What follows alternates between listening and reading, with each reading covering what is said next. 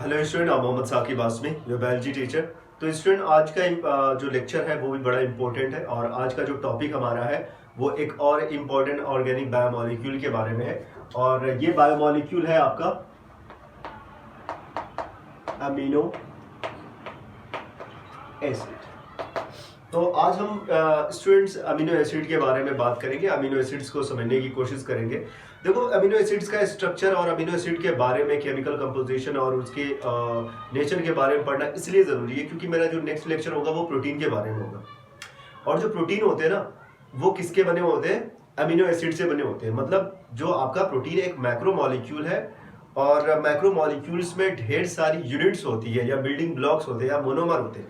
और वो जो मोनोमर होते हैं या प्रोटीन को बनाने वाले जो बिल्डिंग ब्लॉक्स होते हैं वो अमीनो एसिड्स ही होते हैं। इसीलिए अमीनो एसिड का स्ट्रक्चर इंपॉर्टेंट होगा और उनके बारे में उनका केमिकल कंपोजिशन भी काफ़ी इंपॉर्टेंट यहाँ पे है। तो इसलिए हम उनको पहले समझने की कोशिश कर रहे हैं। ओके, तो ये आपका ऑर्गेनिक बायोमॉलिक्यूल है। सबसे पहली चीज आपका ऑर्गेनिक बायोमॉलिक्यूल है। सेम वही चीज आपका हाइड्रोजन, कार्बन, ऑक्सीजन, नाइट्रोजन के साथ साथ इसमें सल्फर भी पाए जाते हैं। तो इन सारी चीजों से मिलके बना हुआ है और इनका जो मॉलिक्यूलर वेट ज्यादा होता नहीं, ये लो मॉलिक्यूलर वेट के कंपाउंड होते हैं। इनका मॉलिक्यूलर जो वेट होता है वो ज्यादा नहीं है, लो मॉलिक्यूलर वेट के है। तो इसीलिए इनको हम किस में प्लेस कर सकते हैं? माइक्रो मॉलिक्यूल या मैक्रो मॉलिक्यूल में। ऑफ कोर्स माइक्रो मॉलिक्यूल, क्योंकि इनका मॉलिक्यूलर वेट इतना नहीं होता कि 1000 डाल्टन से प्लस हो जाए या 1000 डाल्टन से अबव हो जाए। तो इसीलिए हम इनको माइक्रो मॉलिक्यूल में ही रखते हैं। अब देखो, ये माना जाता है कि जो माइक्रो आपके अमीनो एसिड्स होते हैं ये सब्स्टिट्यूट है किसके? मीथेन के। अगर आपने मीथेन के बारे में पढ़ा होगा या ऑफ कोर्स आपने पढ़ा ही होगा, तो CH4 इसके बारे में तो हमें मालूम है कार्बन की कितनी वैलेंसी होती है, 4 वैलेंसी है और 4 जगहों पे इस तरह से आपके हाइड्रोजन लगे होते हैं जो एक सेंट्रल कार्बन होता है और उस सेंट्रल कार्बन पे 4 हाइड्रोजन साइड साइड में लगे होते हैं। तो इस सेंट्रल कार्बन को हम अल्फा कार्बन, ये अल्फा कार्बन कह सकते हैं और अल्फा कार्बन की वजह से अमीनो एसिड को अल्फा अमीनो एसिड भी कहा जाता है, अमीनो एसिड भी कहा जाता है। अच्छा, तो अमीनो एसिड जो होते हैं ये मीथेन के सब्स्टिट्यूट है, क्योंकि जब हम इनका मॉलिक्यूलर स्ट्रक्चर देखेंगे, फॉर एग्जांपल हमने यहाँ पे इसका मॉलिक्यूलर स्ट्रक्चर बना दिया, ये आपके हो गए, ये हो गया सेंट्रल कार्बन, यहाँ पे हो गया एक एमाइनो ग्रुप, इसके साथ एक पास एक एमाइनो ग्रुप पाया जाता है, इसके पास होता है एक कार्बोक्सिल ग्रुप पाया जाता है और एक वेरिएबल ग्रुप, इसको मैं R से शो कर रहा हूं यहाँ पे, इसको हम वेरिएबल ग्रुप या R ग्रुप बोलते हैं। तो ये 4 चीजें, amino group, variable group, carboxyl group, एक फ्री हाइड्रोजन यहाँ पे और सेंटर में आपका सेंट्रल कार्बन। सेम जैसे आपका मीथेन है, वहां पे 4 हाइड्रोजन लगे हुए हैं, बस यहाँ पे क्या है? Amino group, carboxyl group, variable group and hydrogen. ये वेरिएबल ग्रुप बड़ा इंपॉर्टेंट होता है क्योंकि ये वेरिएबल ग्रुप डिसाइड करता है कि अमीनो एसिड कितने टाइप के होंगे। क्योंकि लगभग जितने भी आप अमीनो एसिड देखेंगे ऑलमोस्ट हमारे जो बायोलॉजिकल सिस्टम में या प्लांट्स, एनिमल सब मिला लिया जाए तो ऑलमोस्ट 350 के आसपास, 350 के आसपास अमीनो एसिड्स पाए जाते हैं, एसिड्स पाए जाते हैं। अब इसमें से सिर्फ मानते हैं कि सिर्फ 20 अमीनो एसिड्स ही क्या करते हैं? प्रोटीन सिंथेसिस में इन्वॉल्व है, बट उनमें जो वेरिएशन, चाहे वो 20 हो, चाहे 20 के बारे में, क्योंकि हमें पढ़ना है तो फिलहाल 20 के बारे में ही, चाहे वो 350 टाइप के हो, जो भी वेरिएशन आ रहा है वो उस वेरिएशन के लिए रिस्पॉन्सिबल आपका वेरिएबल ग्रुप होता है। अब ये वेरिएबल ग्रुप कुछ भी हो सकता है, ये सिंपल हाइड्रोजन भी हो सकता है। अब आप एनसीईआरटी को देख लिया, एनसीईआरटी ने 3 एग्जाम्पल आपके अमीनो एसिड का दिया हुआ है। एक जो एग्जाम्पल है वहां पे ग्लाइसिन, दूसरा एग्जाम्पल है एलानिन और थर्ड जो एग्जाम्पल है वो सीरीन का एग्जाम्पल है। Glycine, alanine and serine. कुछ स्ट्रक्चर में डिफरेंस नहीं है। ये अमीनो ग्रुप जो है आपका कार्बोक्सिल ग्रुप है, हाइड्रोजन सेम सब रहता है। जो वेरिएशन आ रहा है वो R ग्रुप की वजह से वेरिएशन आ रहा है, इसीलिए इसको वेरिएबल ग्रुप कहा जाता है या इसीलिए इसको R ग्रुप या इसको सबसे ज़्यादा इम्पोर्टेंट दिया जा रहा है, क्योंकि अगर हम ग्लाइसिन का स्ट्रक्चर देखें तो आपको सेम आपको मिलेगा, सेंट्रल कार्बन है, ये हाइड्रोजन है, कार्बोक्सिल ग्रुप हो जाएगा, कार्बोक्सिल ग्रुप हो गया, यहाँ पे एक अमाइनो ग्रुप हो गया। वेरिएशन कहाँ पे आ रहा है, यहाँ पे हाइड्रोजन है। अगर सेम चीज यहाँ पे भी आपको मिलेगी, एलानिन में भी सारी चीजें सेम होगी, बस एक जगह पे आपको वेरिएशन देखने को मिलेगा, वो क्योंकि यहाँ पे क्या होता है, एक मिथाइल ग्रुप होता है CH3, ग्लाइसिन है, CH3 है तो एलानिन, और अगर CH3 की बजाय अगर यहाँ पे CH2OH है तो आप इसको क्या नाम दे देंगे, सेरीन नाम दे देंगे। तो ये 3 अमीनो एसिड का उसने स्ट्रक्चर भी बना के दिया हुआ है NCERT में, आप उसको एक बार जरूर से चेक कर लें। तो इनके स्ट्रक्चर के बारे में हो गया। तो इनको मेथेन का रिप्लेसमेंट माना जाता है या मेथेन का सब्स्टिट्यूट माना जाता है। अगर हम इनके क्लासिफिकेशन के बारे में बात करें, तो अलग अलग बेसिस पे इनका अलग अलग तरीके से क्लासिफिकेशन हुआ है, बट जो आपकी बुक ने क्लासिफाई किया वो उनके नेचर के बेस पे या फिर आपके नंबर ऑफ अमाइनो ग्रुप के बेस पे उसने, amino group and carboxyl group के बेस पे उसने क्या कर दिया, उनको क्लासिफाई कर दिया। अब हम इनके क्लासिफिकेशन के बारे में बात कर रहे हैं। क्लासिफिकेशन, तो क्लासिफिकेशन जो इसका है वो ये है कि number of amino group and carboxyl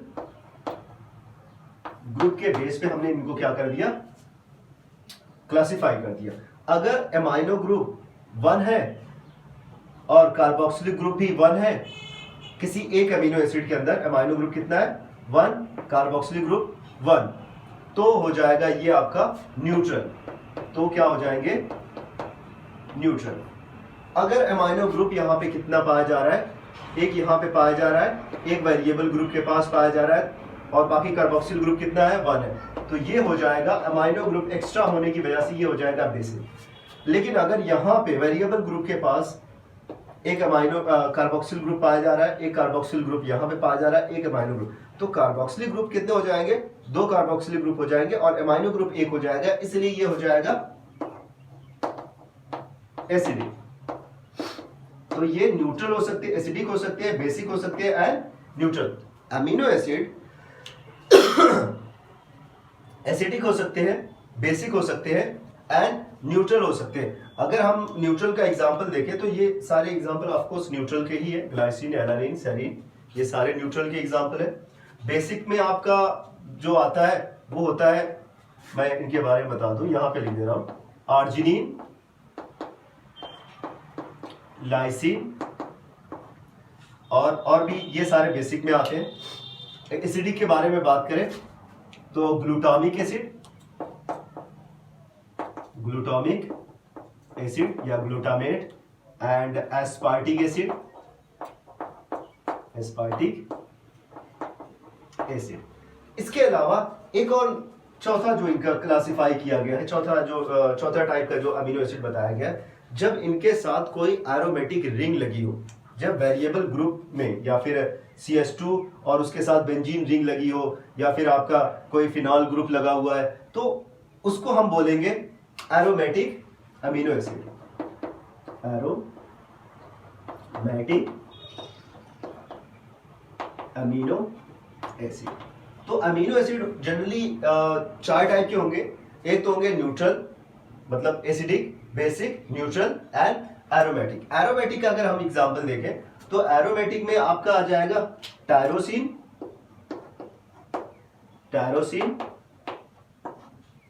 phenyl alanine and tryptophan.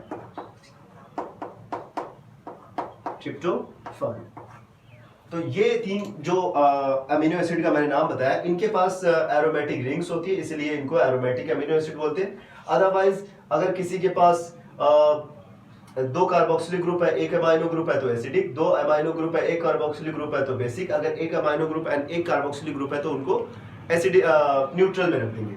Okay, तो ये इनके क्लासिफिकेशन के बारे में हो गया। अब थोड़ा सा हम एक और चीज को समझने की कोशिश करते हैं, क्योंकि ये बहुत अच्छे बफर होते हैं। ये ऐसे बफर कंपाउंड है जो चाहे आप इनको एसिडिक मीडियम में रखें चाहे बेसिक मीडियम में रखें, ये दोनों टाइप के मीडियम को हमेशा न्यूट्रल करने की कोशिश करते हैं और बहुत ही अच्छे बफर विलियन आप कह सकते हैं, हिंदी में उसको विलियन कहा जाता है, बफर सोल्यूशन होते हैं और बफर कंपाउंड हम या फिर आप इसको आयनाइजेबल कंपाउंड कह सकते हैं, क्योंकि आसानी से ये अपने हाइड्रोजन आयन को रिलीज करने की एबिलिटी रखते हैं। कार्बोक्सिलिक ग्रुप जो इनका होता है ये अपने हाइड्रोजन आयन को रिलीज कर सकता है और अमाइनो ग्रुप जो होता है वो एबिलिटी रखता है हाइड्रोजन आयन को रिसीव करने की। तो आसानी से हाइड्रोजन आयन देकर या फिर उसको रिसीव करके ये किसी भी मीडियम को, चाहे एसिडिक पीएच वाला मीडियम हो चाहे बेसिक पीएच वाला मीडियम हो चाहे दोनों टाइप का मीडियम हो, उनको ये न्यूट्रल करने की कोशिश करेंगे। मान लेते हैं हमने क्या किया, इनको सबसे पहले एक एसिडिक मीडियम में रख दिया, एसिडिक पीएच वाले मीडियम में रखा, मीडियम में रखा। आपको पता है कोई भी एसिडिक मीडियम होगा तो जब हमने एसिडिक मीडियम में हमने एसिडिक पीएच वाले मीडियम में जब हमने रखा तो एसिडिक मीडियम होगा तो ऑफ कोर्स वहां पे हाइड्रोजन आयन होंगे। एसिड तो यही होता है कि वहां पे आपको क्या मिलेंगे, H पॉजिटिव आयन ढेर सारे होंगे। तो एमाइनो ग्रुप क्या करेगा,